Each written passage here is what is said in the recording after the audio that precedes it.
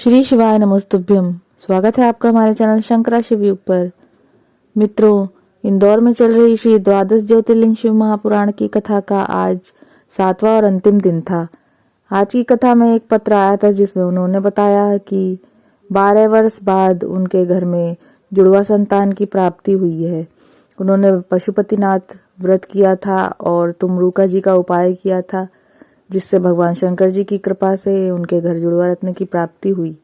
गुरुजी ने बताया कि तुमरुका जी का उपाय जो करना है वो पति पत्नी दोनों को करना है। ऐसा नहीं है कि सिर्फ पति उपाय कर ले या सिर्फ पत्नी उपाय कर ले। गुरुजी ने कहा कि पति पत्नी दोनों को ही साथ में ये उपाय करना है। ऐसा नहीं है कि सिर्फ पति कर ले या सिर्फ पत्नी कर ले या फिर किसी और से आप सफेद आंकड़े की जड़ मंगवा लें और फिर वो उपाय करें। इससे ये फलदायी नहीं होगा। पति पत्नी दोनों को साथ में जाना है और सफेद आंकड़े की जड़ लेके आनी है और फिर शिव मंदिर में जाकर तुमरुका जी का नाम लेकर सफेद आंकड़े की जड़ को 21 बार शंकर जी के ऊपर से उबारना है और अपनी कमर में महिला को अपनी कमर में उसे बांध लेना है। ये उपाय पति पत्नी को दोनों साथ में ही करना है, तभी भी ये फलदायी होगा। मासिक धर्म के 7वें दिन ये उपाय करना है और सच्चे मन से, पूर्ण श्रद्धा भक्ति भावना से, पूर्ण विश्वास रखते हुए आपको ये उपाय करना है, तभी ये फलदायी होगा।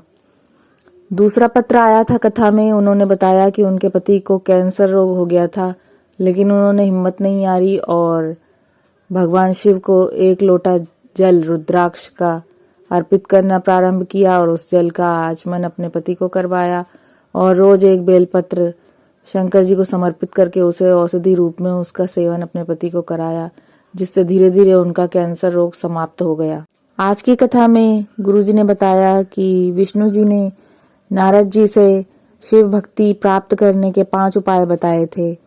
विष्णु जी ने कहा था कि मनुष्य को त्रिपुंड धारण करना चाहिए, ओम नमः शिवाय ओम मंत्र का जाप करना चाहिए, शिव महापुराण की कथा सुननी चाहिए, शिव चर्चा करनी चाहिए, रुद्राक्ष धारण करना चाहिए और यदि मनुष्य इन 5 में से कोई कार्य नहीं कर सकता तो 1 लोटा जल मनुष्य को भगवान शिव को अवश्य समर्पित करना चाहिए।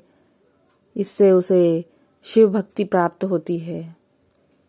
आज की कथा में गुरुजी ने बताया कि सीहोर में रुद्राक्ष वितरण 16 फरवरी से शुरू हो जाएगा, या तो 16 फरवरी से या 22 फरवरी तक शुरू हो जाएगा। अवश्य तो अगर आप रुद्राक्ष प्राप्त करना चाहते हैं तो आप सीहोर जाकर रुद्राक्ष ले सकते हैं। और अगर आपको अभी रुद्राक्ष की ज़रूरत हो किसी बीमारी या किसी और आवश्यक कार्य के लिए, तो आप रिपोर्ट दिखाकर, डॉक्टर की रिपोर्ट दिखाकर भी सीहोर से रुद्राक्ष प्राप्त कर सकते हैं। तो ये थी आज की कथा की विशेष जानकारी। आशा करती हूँ कि ये वीडियो आपके लिए बहुत उपयोगी रहा होगा। श्री शिवाय नमस्तुभ्यम।